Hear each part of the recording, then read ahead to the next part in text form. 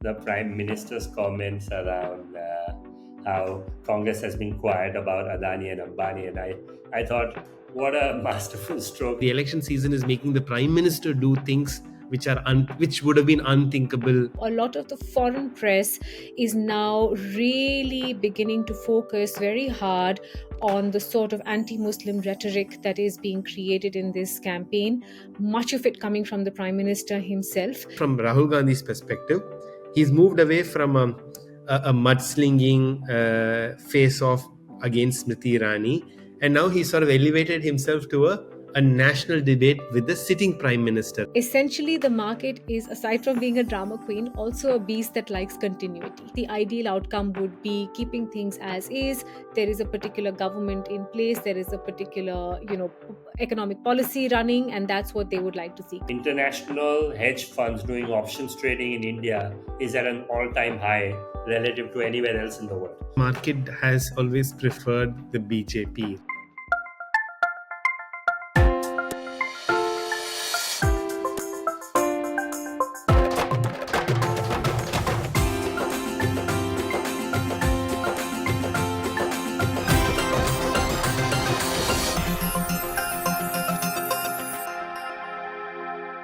Welcome to the India Dialogue. I'm joined by Mitali and Manu. Thank you for listening to us. We're in episode 15, and we're in the middle of our elections in India between phase 3 and phase 4. To introduce Mitali is the director of journalism at Reuters Institute. She's an author and formerly a host at CNBC. Manu is an advocate with his own law practice and is a spokesperson for DMK. I'm Ruchir. I'm the CEO at Distributed Energy and chair at School of Policy and Governance. We're doing this because we care about India. We like to unpack issues that matter in current affairs. We've been doing this now for a few weeks. Please give us feedback if you find any of this interesting or you'd like us to cover any topics. Today we're going to try something different again, given that we're in the election season and there are so many stories to cover. The first half of our conversation today will focus on some of the things we want to talk about. Maybe Mitali, you can start. You saw a story that you were telling us just before the show. Why don't you tell us what you think of it?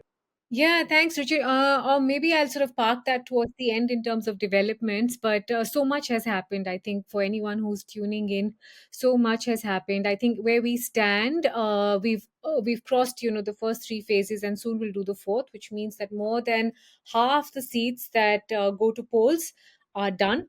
We still seem to have pretty lackluster numbers in terms of voter turnout, and I think that is becoming a point of discussion. What's happening with voter fatigue? There are some question marks that continue to linger, and I know Manu has highlighted this in the past on just the loss of trust, just the breakdown in trust with the election commission, where again there seems to be a face-off between opposition parties and the election commission around how much of a delay there is in sharing those sort of voting numbers and voter turnout numbers.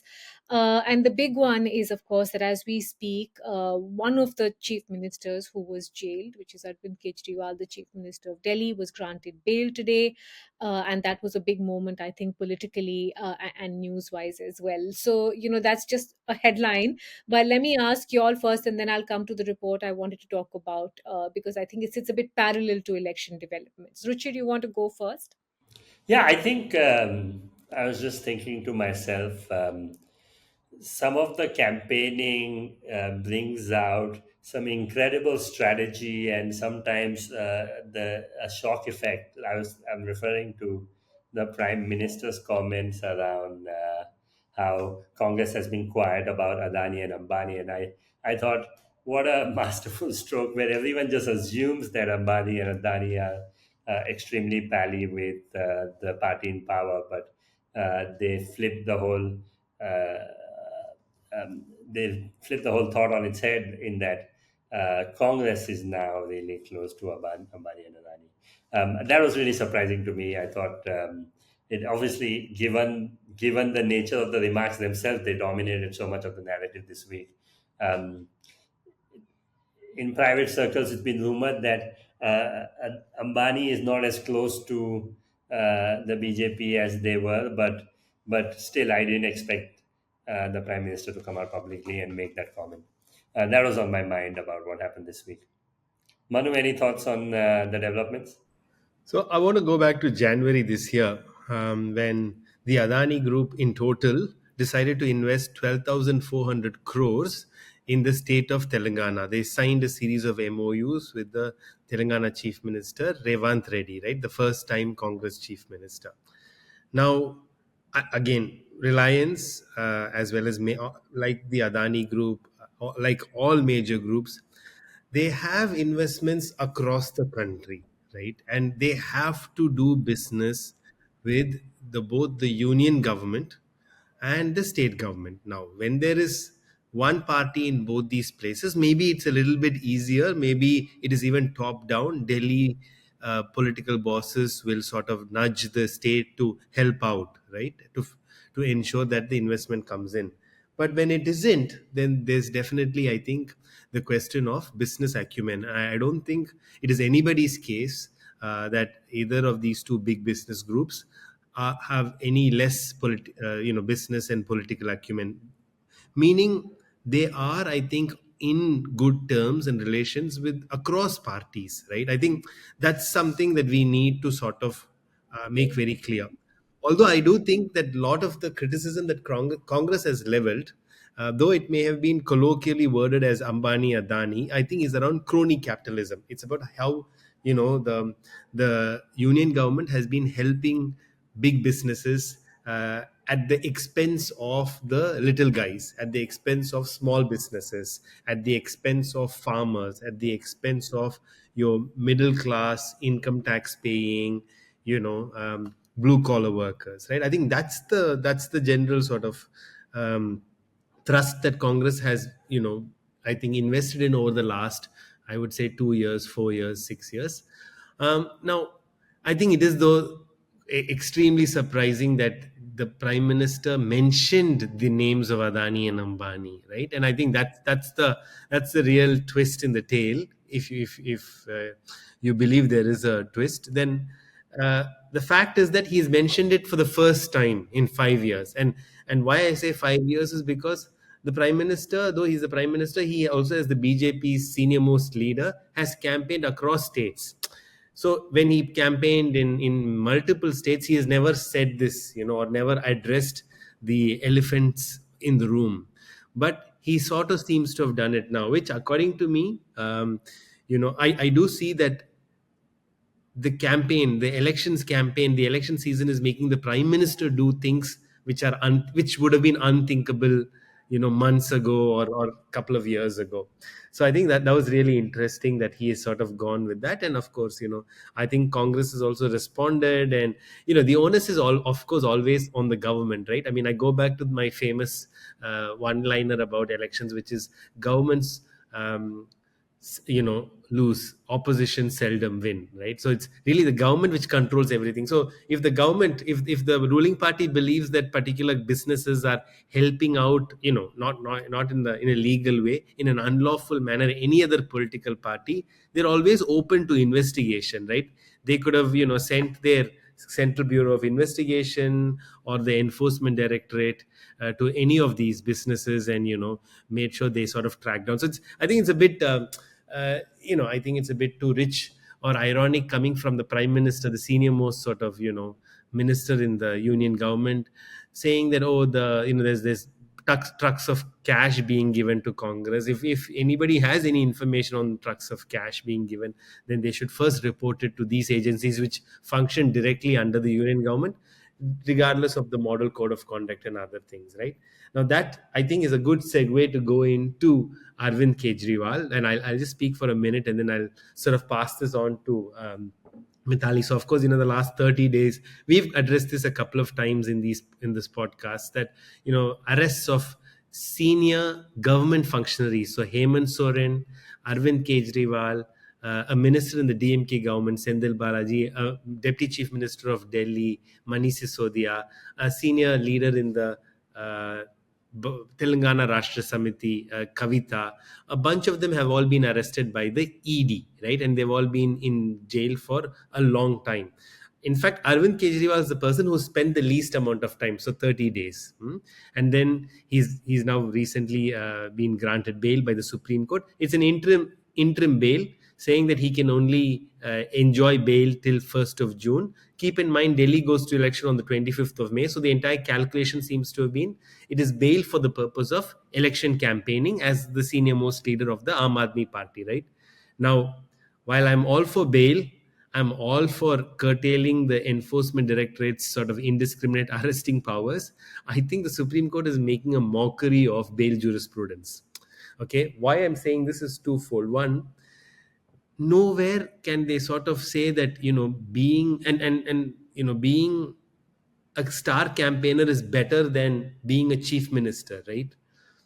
Or being a star campaigner entails you to bail on a higher footing than being a chief minister. If anything, they should have released him immediately after he was arrested, saying he's a sitting chief minister. There's a governance of a state. He's not running anywhere. The whole idea is to ensure he comes and faces trial. He's not a flight risk. Okay, and of course you can put in a few conditions to make sure he doesn't tamper with witness if that's what they're worried about.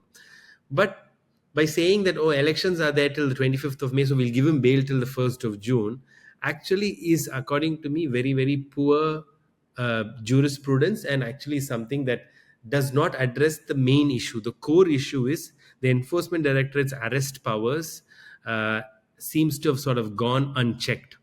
And without addressing that, addressing issues like this, so look, why is Manish Sisodia not granted bail after what, 12, 14, 16 months in jail, right? So how is Arvind Kejriwal, the star campaigner, entitled to bail, whereas Manish Sisodia or somebody else like Kavita or Hemant Soren or Sendil Balaji from the DMK, how are they not entitled to bail on similar footing? So while I'm all for bail, not jail, I think this whole order is like I said, it's there's this funny saying, right? They say operation success, patient dead. It sounds a bit like that to me anyway. But anyway, those are the two sort of, I think, pet peeves that I had from this time. And I want to throw this to Mitali, and then I want to come back to that election debate related issue at the end, if that's okay. Yeah. Yeah, I agree with you, Manu. I mean, not even as sort of, and I don't even mean this as a journalist or, as a commentator on the podcast. Those images of Arvind Kejriwal coming out with his daughter and his wife were extremely, the law was being upheld and he was being given bail as it was his right. But it made me think about a lot of other politicians and a lot of civil society individuals and a lot of journalists who are in jail and are at a point where they are withdrawing their bail pleas because they feel that they are not getting a fair hearing for something as basic as a bail. So that makes me very sad indeed. um, on the elections, I think, two or three quick observations. One, I'm interested and watching with interest how a lot of the foreign press is now really beginning to focus very hard on the sort of anti-Muslim rhetoric that is being created in this campaign, much of it coming from the prime minister himself. It's not something that he hasn't mentioned before, as we've discussed in other, in previous election rallies and in previous elections. But I think this time round there is a lot of global attention on India and on Prime Minister Modi, and there is a lot of documenting, not just the Indian media or the lack of Indian media's reportage around it, but there's a lot of foreign press attention around what has become, frankly, an escalating tone in terms of anti-Muslim campaign speeches. The second one, Ruchira, on your point about Adani and Ambani, sometimes I get a bit tired of everything being a genius stroke. Like everything that the BJP does is a genius stroke. So I just, I have one or two questions around that. If you are standing up and accusing these two business houses of corruption, you are also tacitly agreeing that as prime minister of the country for 10 years, you have not been able to control corruption. If you are in a situation where you have been the leader of this country for 10 years and people have been stacking sort of wads of cash in tempos and driving it around, then you have a corruption problem, and that was your plank to come to power with. So you have some serious questions to answer. And the second one is, this is also the government which has been so proud of its foreign policy, that has quite actively encouraged, introduced, and nurtured other countries and other governments to enter into business deals with both these houses, the Ambanis and the Adanis. The Adanis, as we know, have wide business interests across Australia. The Reliance family has been part of extremely large and sensitive defense deals with France. So if these people are accused of being corrupt, then foreign government should be asking, hey, hang on a minute, how come you're encouraging me as the Indian government to be talking to these people when they are so deeply corrupt? So I think, I mean, it may be a genius stroke as a, setting it out in a campaign and saying, oh, they're corrupt and they gave the Congress money, but there are bigger questions on your own accountability as a government. That's my view on this whole Adani Ambani episode. um, Interestingly, I also see this as an observer, which is that the tone for Rahul Gandhi is actually becoming quite confident on this particular topic, because he responded almost immediately saying, it looks like you have some experience, since you know that they arrive in tempos. And as Manu said, he pointed them to the Enforcement Directorate. That's what you're supposed to do with corruption allegations, right? The second really problematic one has sort of come in from a wholly unseen quarter, and that is the Prime Minister's Economic Advisory Council. Now, this is an independent body, or is expected to be. It constitutes some very senior economists led by Dr. Vivek Debroy, and their mandate or job really is to be advising the Prime Minister on critical macroeconomic issues. Advising him on what the problem is, the size of the problem, the possible solutions. And they came out a few days back with a working paper looking at the growth of population across religious categories. It's quite interesting that there was no new data. So they were working on old data as was available. And they seem to have come to the conclusion that between 1950 to 2015, the share of Hindu population in India has dropped close to 8%, while that of Muslims has actually gone up significantly, with a percentage problem. Now, a lot of people, much wiser than me, quickly pointed out to some very, very gaping holes in this working paper. The first is that it's not based on any new finding. It's comparing 1950 census with 2011 data.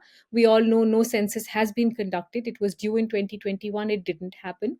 The second is that it has conveniently sort of ignored a lot of other core populations. For example, the Buddhist population, which is coming off a low base, of course, but if one were to calculate the growth there, it is 1500%, the growth in the Buddhist population, which might raise more questions about, which communities it is that turn to Buddhism, and why were they not feeling included in the communities that they were currently in.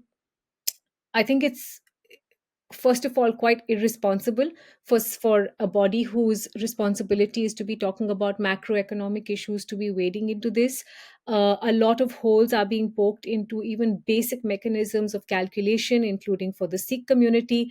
And the major problem is, you haven't even looked at sort of the real numbers of growth. So if you had to look at that, the Hindu population would land at, say about 14 crore, with the Muslim population at a fraction of that. It seems, as people have pointed out, that the sole objective seems to be to feed into this, Muslim infiltrator category idea, and to feed into this idea that this population is growing. And most importantly, just as a final point, the basic fact is there is something to celebrate. The fertility rates across populations in India, across religious groups, have gone down because there is greater understanding, there is more access to medical support. So whether it is the Hindu population or the Muslim population, fertility rates are going down, which is something that we wanted more responsible family planning. We wanted to provide options for fertility, for family planning for all communities and all citizens of India. So this one really struck me as quite odd. And I just I just wonder, sort of, what, for someone looking from the outside, is that what India is about at this point? Like, how fast is the Muslim population growing? What is the problem with Muslims? What happened to the welfare, development, growth of India? I honestly am not seeing or hearing any of it. But the interesting one, Manu, was the fact that there's the suggestion of a presidential style debate now. Yeah. Before I comment on that, Mitali, the interesting part is that if you compare 1970 and 2020 or 2011 data, and you do a state-wise analysis, you'll see some of the southern states, have reported a drastic drop in fertility rate. And this is linked directly to both female literacy and increasing women labor force participation rates in these regions, where therefore later marriages, better understanding of family planning, or just by and large a slightly better sort of gender equality index there. And if you take this argument that the EAC is making, which is clearly to vilify a group that has let the population grow out of control, then actually the mirror should be shown to the states where which are typically in the Hindi belt states, where there is a drastic increase in population, which is the basis actually for the delimitation, right, which is the basis for increasing proportional representation. But Ruchir, I want you to also, like, come in on this, because you love a good debate, right? And of course, let me provide the context, which is that India adopted and built on a Westminster parliamentary system. So, to be very fair, we don't need to know who our prime minister is going to be. We vote for our member of parliament, and then the majority of the members of parliament together choose the prime minister. Now, by and large, I think this has been the scenario, I would say, till about 2014, when it became a more presidential system, meaning it was, clearly the BJP said, this is our prime ministerial candidate, and they kept asking, who's your prime ministerial candidate? And they wanted to get into like a presidential, I guess, contest. And in fact, I remember reading some early analysis or deconstruction of the whole 2014 campaign by Prashant Kishore and other senior members of the then IPAC, or whatever it was called back then. And they clearly said, for them, the message is as important as the man, or the woman, but of course it's been man of late. And to say that it's easier to sell the message politically if you have the man, like the messenger, selling the message. And I understand there is benefits, there's maybe pros and cons, but without getting into it, now of course, if you look at the presidential systems like the United States, there's this culture of the debate. The presidential candidates get into a debate. I think it's 3 or 4 debates, very closely watched. In fact, people in the audience almost rate the answers on a simultaneous basis, and so on and so forth. So now, of course, in a funny way, I understand that Justices Madan Lokur, just AP Shah, and journalist N. Ram have sort of sent letters to Narendra Modi and Rahul Gandhi and said, would you care for a debate? And we would be happy to facilitate this. Now, in a sense, the tables have turned, right? Now, Rahul Gandhi seems to have come out and said, yep, I'm ready for it. Just let me know when and where. I'll see you there. And of course, we haven't heard anything from Prime Minister Modi. So how will this play out, according to you, Richard? Where do you see this sort of going? It's a very, I mean, I think the idea of it sounds more attractive than practical reality of the impact it has on people voting. Because ultimately, in our case, in the parliamentary setup, as you said, elections are fought on local issues and they're electing a representative. So should there be local debates in every seat where everybody gets to listen in and compare? Absolutely, that makes a lot of sense. Should there be debates with figures? I mean, I am not in favor or against it. Just practically, it sounds like media would love to have that. But the reality of its impact, I wonder that if it make a drastic effect on changing the narrative. It could, I mean, because the thing about elections, especially in a voluntary system, is you have to motivate people to get out and vote. So if something controversial is said in either election, sure, maybe it could motivate people. And I imagine that all of your television viewers would be tuned in. But I imagine that it's more practical to have debates at a local constituency level than a national level. I want to comment on two things, Mitali, both on the AAC report and the Adani Ambani narrative.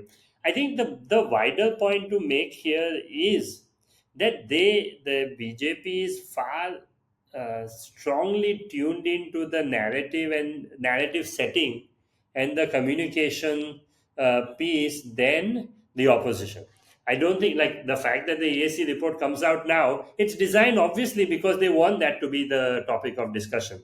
In fact, if you look at our own podcast, like, so many of the things we discuss are a reaction to what the party in power has come out and said. I think what they're really good at is framing the discussion. It's getting people to take the messages that they want to discuss. And I think that's the hard part for the opposition. Like in the last episode, I was giving commentary around Rai Bareli and Amethi, and that was the same thing. I think the Congress is in Congress or the opposition are not in control of the messaging, which is what we're ultimately discussing about, both in the debate piece and these things. Yeah, no, no, I agree with you on that, Ruchir. I mean, for instance, and I personally think this is a problem. When is the last time we saw electoral bonds come back in the conversation? In the last week or so, we haven't, right? So it kind of the goalpost keeps moving really fast. But I would also say it's a position of privilege. I mean, you are in a privilege to tap the Economic Advisory Council on the shoulder and say, hey, you know what, a working paper on this subject would be really handy now. The opposition can't do it. On the on the point that Manu made about this presidential election, and on your point about Rai Bareli and versus Amethi, this is why I feel, this is my personal opinion, it wasn't such a big deal. The thing is, the media really wants an Amethi contest. This is fodder for everything that you feed out onto news channels. He said, she said, Rahul Gandhi showed up and only X number of people came. Smriti Irani showed up and X plus 10 people came. I think in a way, if we're talking about tactics, it's not a bad idea to step away from that, saying, I don't want to do any mudslinging. I'm not here for that contest. I'm here for a contest, but I'll do it on my terms. So I'll do it from Rai Bareli. What are you going to do about it? In a way, it's kind of punctured that, that drama element. And on Manu's point about the presidential elections, I'm actually like, it would be great to see that, and it would be great to see, what sort of thought leadership there is from both. But I think it's a bit destructive to the fabric of a democracy. Increasingly pushing us into this presidential style, which anyway we have become. It's all become about, this figure versus that figure. Would you rather Modi or would you rather Rahul Gandhi? That's not what it's about. Ultimately, people want, and I know there's a state and a municipal and a national level, but ultimately people want basics. They want healthcare, they want clean roads, they want public transport that works, they want corruption free processes. And that is not about one person versus the other. We have to sort of double down, and this is perhaps for all parties, not just for the BJP. We have to double down on grassroots. We have to double down on what people connected with the populations that they are working for are doing. Manu, you But wanted to Mitali, no, comment? it's local issues, grassroots issues, essential issues can also be part of the debate, right? That is what people who want to see this drama, who want to see this sort of drama unfold are saying. And to be very fair, I think just sort of looking at it from the Congress's point of view, the fact that they moved away from the Amity face off, okay, and now there is an opportunity for a debate. So essentially, from Rahul Gandhi's perspective, he's moved away from a mudslinging face off against Smriti Irani, and now he's sort of elevated himself to a national debate with the sitting prime minister, right? For anybody, that is the best case scenario to show that, hey, I am now ready for this job. So, in fact, Mr. Modi has a lot to lose by getting into this debate, because if he does a good job and he comes out on top, everyone will be like, yeah, he's the prime minister, he's 10 years the leader of this country. But if he doesn't, then immediately it will, his fortunes will plunge, right? And I think it's a smart move that, to be very fair, I think BJP only wants to keep debating either Sam Pitroda or somebody else on the other side, and not Rahul Gandhi, because they seem to have this again, way to ensure that anything that is said can be pulled out of context or in context and then made into something else. And that's the way governments work. They will use their undue extraordinary influence with the media, with other institutions, to try and make sure that they push the agenda they want. But I want to make one more point, although I've said Listen, quickly, I want to ask you, Manu, it's also quite cheeky, right? Because if the prime minister says no, then it means that he's shying away from a debate. And if he says yes, yeah. it would also break a 10-year drought where not one public press conference has been held. So this would be the first time that he would have any sort of larger debate than the controlled, TV engagements with one journalist. Absolutely. So the BJP think tank must be saying, how can we say no without saying no? How can we not go into this, but at the same time we should not say no, right? So see, like I said, the 2014 sort of how do you say, like the dehumanizing or the deprecating way they're addressing Rahul Gandhi back then, even partly in early stages of 2019 election, according to me, has not happened since, according to me, Rahul Gandhi's Bharat Jodo Yatra, and the second one I think is like Bharat Jodo Yatra version 2, right? Because the whole idea for them is to kind of characterize him as this out of touch, very very affluent, aristocratic. I think they call him Shehzada, which I understand is like the word to say prince or someone from a very royal background. But now, I think, to be very fair, someone who has sort of like spent 40 days, 80 days walking with the people, I'm sure there are people who feel otherwise about this, but it's hard to now say he has no connect with the people. He has said that I can do this, I can work with the people. I think a couple of days ago, today, he was in a crowded train. He's taken this Mumbai local train, he's taken the metros. He sort of goes into the crowd much more than the other leaders at his level. So I think that being said, Congress has a lot to gain. Rahul Gandhi has a lot to gain going into this debate. Whatever comes out, him standing next to Modi immediately pulls his stature up as a person who's like a worthy contestant, if not anything else. But let me say this, which is my pet peeve against these debates, right? I mean, the American, having watched many of these presidential debates, which is that there is a disproportionate importance given to oratory. Oratory does not equal policy or governance, right? See, Obama, I think, had the right mix of oratory and legal knowledge because he was a trained lawyer, etc. But also this policy nuance and a willingness to work, with empirical evidence and so on. But that's not the case always, And I think the famous, I would say, Hillary Clinton lost because, partly she couldn't match this rhetoric and maybe perhaps some level of ridiculous oratory of Trump in 2016. But like I said, that part of it, I don't subscribe to. I think it could be there, and if it's there, I like it as part of the larger mix. I like it as part of the manifestos. I like it as part of them doing press conferences. I like it as part of them interacting with people, doing town halls. So that's why the American system sort of works, because it's not just the debates. They do your media. They do, they get grilled in the 60-minute interviews.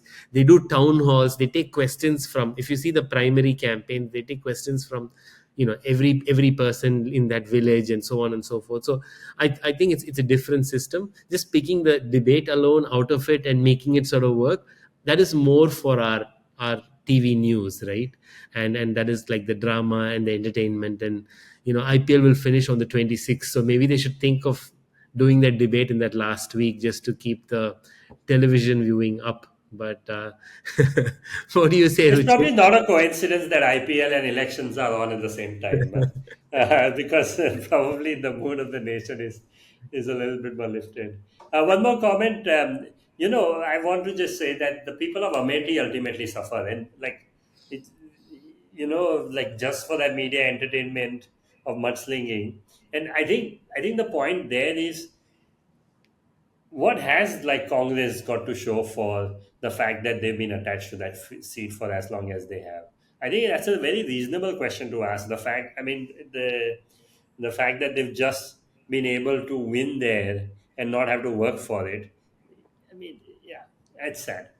Um, yeah. Anyway. On the other side, maybe Prime Minister Narendra Modi or Amit Shah should go contest in Rai Bareli. Really make it an interesting fight if they want to. Anyway, Yeah. let's move on to the markets, because we did this a few episodes ago. I think when we touched upon sort of the fluctuating Indian market. Now that we are deep in election season, I have some questions, and there's been a lot of fluctuation of late. Um, just help me understand and unpack this, please. Which is this linked to election, meaning every election season that you do witness such market volatility, and it's part of the course, and you just see it through and see what happens? Is it linked to the party that seems to be having the edge? Is it likely that if an opposition or a coalition government comes in, then you expect more market volatility? Or is the sign of market volatility also an indicator that it's not going to be a stable government one way or the other? So these are my sort of basic, two three questions which I wanted to sort of throw out here. And maybe, Mithali, do you want to take us through this? Sure. Or Ruchi, do you want to give it a crack, or shall I? Yeah, I mean, I like the thing on my mind about the markets is this: the bull run for the last 5 years has been incredible. We are right now, last 12 months, it's I think plus 16, 17%. The two indices, Nifty and BSE. Yes, volatility is extremely high during election season. That's par for the course in some ways. Maybe it is a reflection of the global markets and where they are. The thing I don't know for sure is whether this bull run is a reflection of the fact that so many more Indians are now starting to buy into the market through mutual funds and SIPs and so on, or is it a reflection of a bubble where there were a couple of industrialists who recently made comments around inflated profits being run by folks in Kolkata and Gujarat around these companies, which are making them look bigger than they are, and so the market is driving very high. One comment I will make, which is that having been meeting people abroad for now 16, 17 years of my life, I have never been asked the question how to invest in India more than I have in the last 12 months. The overall international sentiment on India being bullish, primarily around demographics, and the fact that China's growth is not as fast as India's growth, the last 12 to 24 months, there is a real sort of strong sentiment around, oh, I want my money in India. I want to figure out how I can ride the wave a little bit. So that's the question I have. Are we in a bubble, or are we? Is the fundamental solid? And maybe, Mitali, I'd love for you like to hear your thoughts on that. Yeah. Maybe I should start with a little bit of sort of tracking back first. But the first short point I will say is that the market is a drama queen. If you look at the as you said, Ruchir, it's been such a big rally for both sort of top line indices and stocks. If you looked at what the market has lost in the last week, the large cap index, mid cap index, it's like between 3 or 4%, which is honestly no skin off the market's back. But it's just that it is such a sensitive beast that any fall, makes things very, very jittery. I think part of the problem in terms of this fall, also, to be fair, is the fact that there's been quite a lot of money pulled out from foreign funds who are generally seen as the large powerful beasts, something that domestic investors have been challenging just by virtue of the SIP inflow that you mentioned. So the numbers that I was looking at shows that they've pulled out over $1 billion in May, just in May, which is the first 10 days, which means that this is the highest FPI, foreign portfolio investor selling, since January, the start of this year. So there's certainly been some money that's been pulled out. Now, on the question of whether or not markets are a bit jittery and volatile around elections, they are. If you looked at averages, election years have generally been positive for market performance, sort of 6 months in the run up to the elections, and then 6 months later, and then 1 year later. But that's not a given. I mean, I was just tracking some of the numbers. So, in 98, when the BJP came to power, 6 months later, the market was down 20%. 1 year later, it was down 6%. In 99, when they came to power, 6 months later, the market was up about 4%. For a year, it lost 12%. The really big bumper return came from the Congress when it got its second mandate in 2009, where 6 months later the market was up 38%, and 1 year later as well it was up 38%. In fact, it's quite amusing. In the last few days, people have been sending me a video clip from when I was at CNBC, and the market actually hit upper circuit, which means it got locked out. Trading hit up 20%, and people couldn't trade anymore. And that happened with the Congress win. So, it's always been a drama element. Um, on your question, Manu, of why things are moving this time round, essentially the market is, aside from being a drama queen, also a beast that likes continuity. They don't like to see any ruptures, and they don't like to see changes this way or that. So for the market, the ideal outcome would be keeping things as is. There is a particular government in place, there is a particular economic policy running, and that's what they would like to see. Continuity is perfection for them. Any change means that it's not going to go well from their point of view. I would challenge that. The best decisions for the country have come out of coalition governments, because that push and pull ensures that a lot of interests are provided space for, and a lot of interests are honored. I would also sort of jog people's memory to remember that the last time round there was a huge rally was when the then finance minister P Chidambaram actually removed something called long term capital gains tax if you held stocks for a long period. That came back with the BJP, which was a big shock to the system. And there was dividend distribution tax as well, which was then subsequently removed. On this point about SIPs, Ruchir, there's no doubt about it. There's a huge increase, but I would tread with caution, because one trend that happened in 2008 when people got burnt by the market, part of it was because everyone was riding a punt, right? Someone gave you a call in the morning and said this stock, in B or C category, yeah, by this evening is going to hit upper circuit, buy it. And people did that, and a lot of retail got their fingers burnt very badly.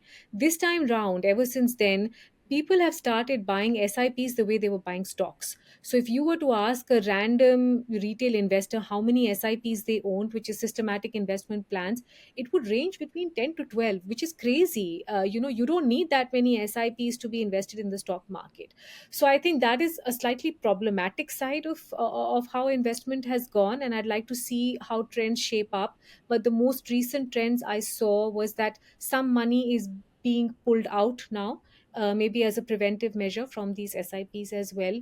On the larger question of the global interest, as you said, India is a hot market. Look, we can debate about a lot of the internals not looking great, unemployment, poor economic metrics, but as a market, it has done incredibly well.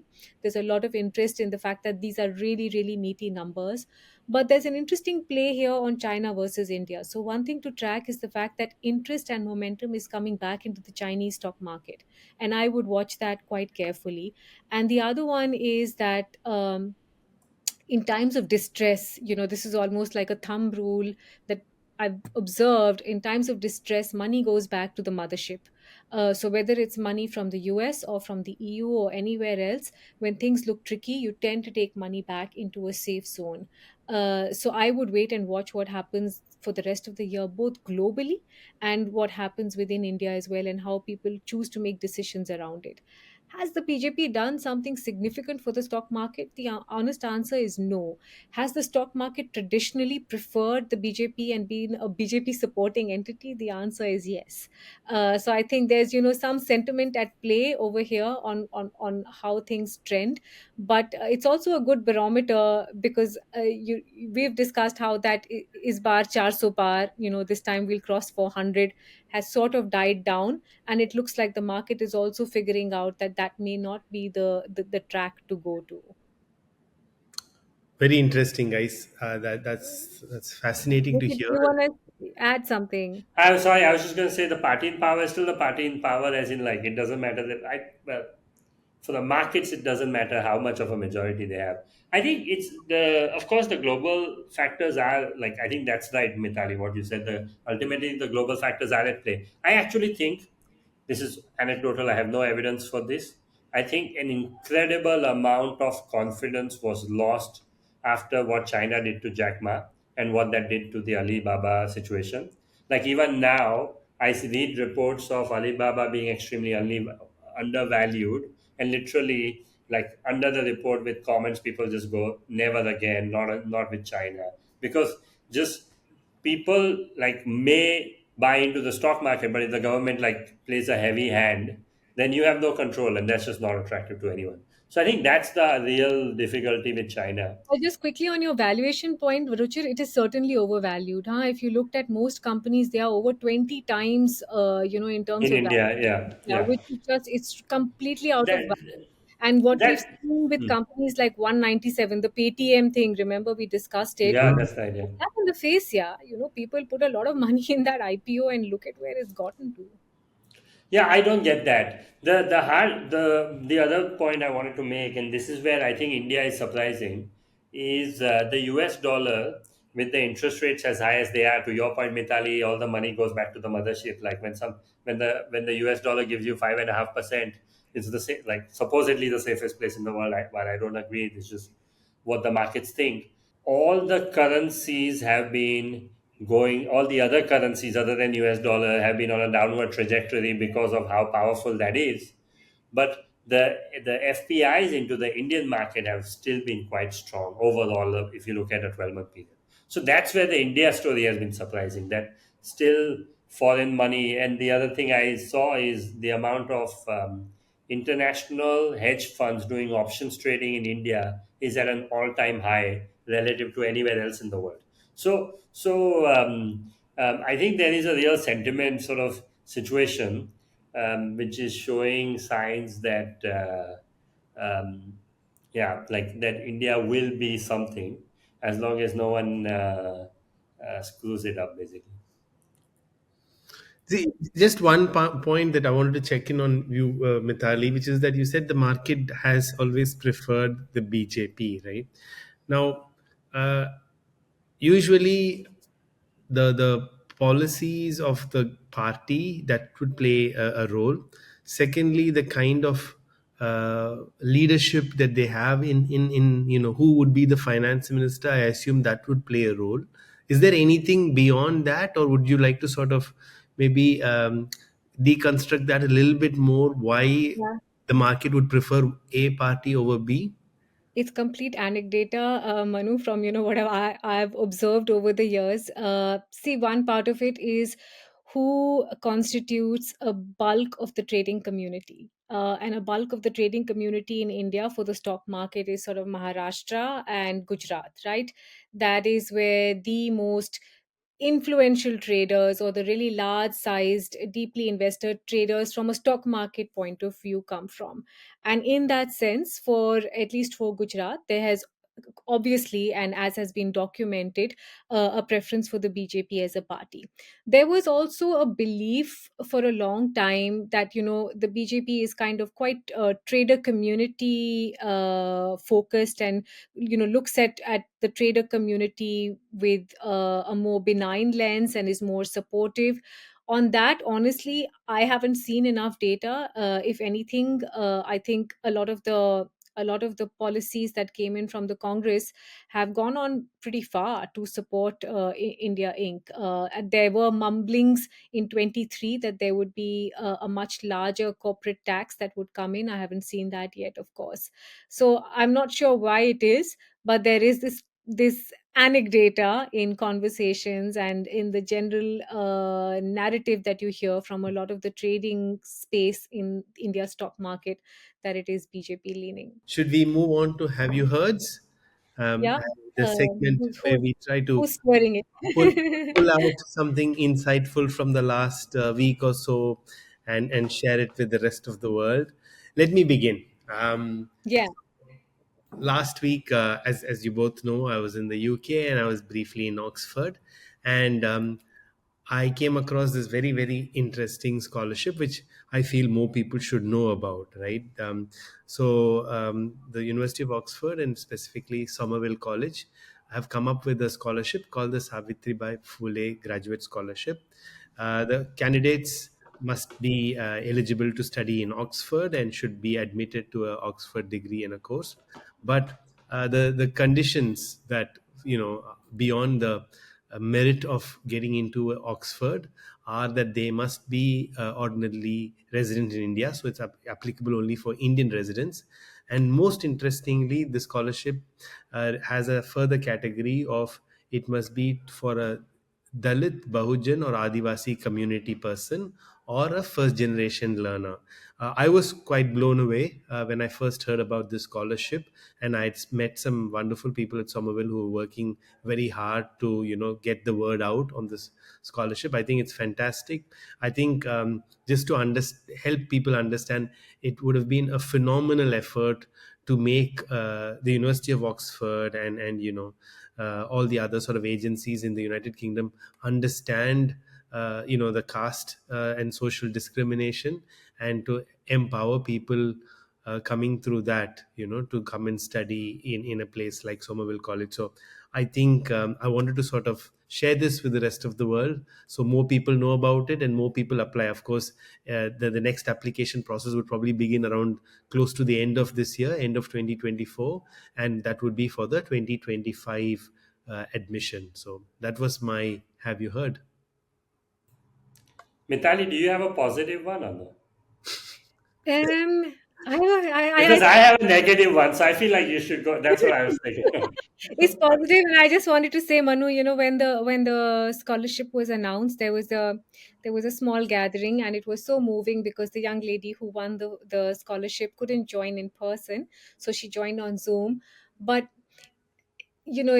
it's not just the fact that she's in Oxford, it's the fact that she's the first one from her family to have reached that point in terms of higher education. There were so many other students in the room from the Dalit community talking about how they had built a network for themselves and how they kind of supported each other with, how do I navigate the language and how do I navigate the expectations at dining halls, which for all of us are like tricky things, but as a young student it can be so overwhelming. It was very moving that evening, and it's honestly a fantastic idea. Mine seems in a way similar, I'm not sure. So my Have You Heard is a movie that I got down to watching, which is Chamkila, which I think a lot of people have heard about, directed by Imtiaz Ali. And it's a true story based on an Indian singer and a musician of Punjabi music. He was also born into a Dalit Sikh family and sort of really rose from there, having first done odd jobs here and there and worked in a factory, to becoming this phenomenon in the Punjabi music landscape. Him and his second wife, Amarjot. Um, is so nicely made, as Imtiaz Ali films are. It's so evocative of Punjab and the music and the culture, and I think it was also really really beautifully depicted, in the sense that it's based in the period when Punjab was really hit by militancy. So it's kind of set at that time where they, people were dealing with militancy on the one hand, and obviously state authorities that were coming down much harder on them because nobody knew who supported whom, right? So it was a kind of a difficult space to be. But I really enjoyed watching it. I enjoyed the acting in it, and I these stories always sort of make me get teared up. But I really have so much respect for people who are so far back down the line, just in terms of privileges, and how they make their way to being counted and being recognized. So that was mine. But yours is not so inspiring, I think, Ruchir. No, but I'll get there. You know, the most surprising thing in your have you heard? I didn't know there were Dalits in the Sikh community. Oh, I just really? like Guru Nanak. I mean, the whole point of Sikhism is to not have caste. Like I didn't even imagine that that was possible. That's awful. Yeah, Yeah. it is, and it's a community that is really, really not treated fairly at all. No, I will check out the movie. Yeah. No, mine is an extremely privileged rant, but I want to talk about institutionalized form of racism, one that especially most Indians who have a passport encounter, which is one of visas. My work requires me to travel a lot. One for meeting people in emerging markets to install solar, and the other is to fundraise in Western markets to deploy capital for solar. And this year, we are in May. I have applied to 3 countries for visa so far, and I've been grounded here because they hold my passport every time. The last example really bothered me the most because I need to go to Europe for 2 conferences coming up. And I told this specific country that I need to go to these 2 conferences, and I asked for a longer visa, and they gave me a visa for 5 days for my first conference, and they need me to come back and apply for that second visa again, and the amount of gymnastics I will have to do around my travel for that. This really needs to stop. I mean, it's awful. Like, especially, I mean, if they talk about the idea of sort of removing racism in this global north order, and then they treat people like this, that's just awful. It really bugs me. At some point, I need to yeah figure out Usually, how to lobby all these governments. usually people have spoken Sorry. about it from the context of free trade, Ruchir. So, implying when goods, there's so much push for free trade agreements for movement of goods freely against without barriers to access. Whereas, for human resources, it's the other way. People, yeah. The barriers remain. But it's true, I think, and of course, if I can add on to your privileged rant, the other thing is, in foreign airports, once you get the visa, anyway, you have to stand in the queue for an hour when I'm sure the EU citizens are walking through in 2 minutes. So I think that there's more to this rant once you do get to your European destinations, and then maybe on the next episode you can continue. I, I have a plus two to the rant, which is, I mean, all of that, but really, honestly, and I know this is a privileged rant, but it's so shaming, yeah. The kind of paperwork they demand of you, it's like, Oh, this is my life. These are all my funds. This is everything I've done. Am I now worthy of stepping into your country? Like, short of taking a blood sample, there's nothing I like, get like but don't like. There's this one country I applied to for my son and I, and we printed 400 pages. Like, why couldn't we just upload those documents? Like, oh, it's awful. They made me print everything 2 times. Like, my bank day statements were printed twice for the last 6 months so that my son could also apply. I mean, come on. It's yeah. awful. Surely, like, especially if we've been to your country before, like, that we are not going there to immigrate illegally. Come on. Anyway, it's awful. The whole setup is awful. On that note, as we solve world's problems, we end this episode. Thank you for listening in. We're grateful that you made it this far in the podcast. Uh, any feedback, positive or negative, we would really welcome it. Please email us at India Dialogue Podcast at gmail.com. We're all on Twitter. Mitali is at Mitali Live, Manu at Manuraj1983. I am at Ruchir underscore P. The podcast is at the India Dialogue underscore podcast, TID underscore podcast, or on YouTube on India Dialogue Podcast. Thanks again for listening in, and we look forward to seeing you again in a week. Bye.